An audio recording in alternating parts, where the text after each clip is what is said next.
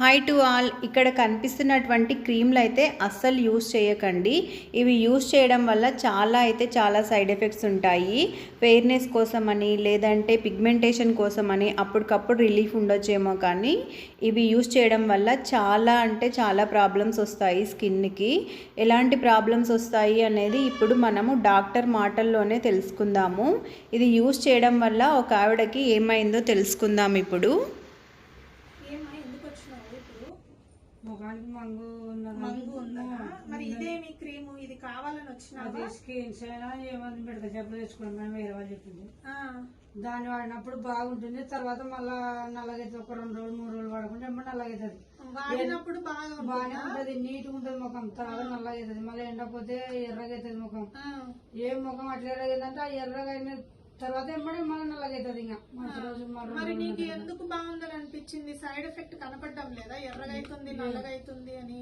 ఏం మేడం బాగుంటది కదా, చదువు రాదు కదా మేడం నాకు, అందుకోసం తెచ్చుకోండి. మా కావాలి చెప్పినట్టు వాడితే ముఖం నీట్ గా అయితే మరి నల్ల ముక్కు మీద ఈడ తర్వాత ఇక్కడ అంతా నల్లగైతుంది. సరే, యాక్చువల్ గా ఇది వాడకూడని క్రీమ్ అమ్మా. కాకపోతే నీలాగా తెలియని వాళ్ళు, చదువుకొని వాళ్ళు, కాలేజ్ పిల్లలు తొందరగా తెల్లగా కావాలా అని చెప్పేసి ఇలాంటి క్రీములు తెచ్చుకొని వాడుతున్నారు. వీటిని స్టిరాయిడ్లు అంటారు. స్టిరాయిడ్ క్రీమ్స్ అంటే మనకు మామూలుగా నేను పెట్టే క్రీములతో తెలుపు రావాలంటే 3-4 నెలలు పడుతుంది. కొంతమంది క్రీములతో తగ్గకపోతే ఇట్లా లేజర్లు కూడా చేయాల్సి వస్తుంది.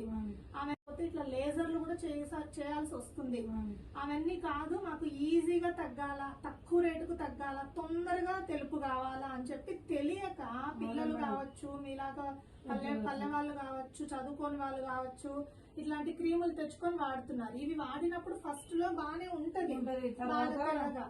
తర్వాత ఏమవుతుందంటే ముఖం చిన్నగా ఎర్రగా రావడం అవుతుంది. అదే చెప్తున్నా, ఇట్లా ఎర్రగా అయిపోతుంది. ఎర్రగా అవడంతో పాటు చర్మము పలసబడుతుంది అన్నమాట. పలసబడడం వల్ల ఎండను తట్టుకునే శక్తి తగ్గిపోతుంది. మీరు ఇంకా గమనిస్తే ఈ ఫోటోలో చర్మం కింద ఎర్రగా సారులు కనపడుతున్నాయి. ఆ ఎర్ర సారులు ఏంటి అంటే చర్మం పలసగా అవడం వల్ల లోపల రక్తనాళాలు కనబడుతున్నాయి అన్నమాట.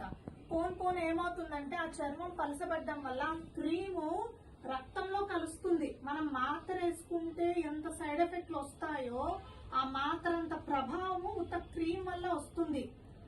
తర్వాత ముఖం మీద మగవాళ్ళకు వచ్చినట్టు గడ్డం లాగా జుట్టు రావడము, మీసం లాగా రావడము, కొంతమందికి ఇలాగ మొటిమలు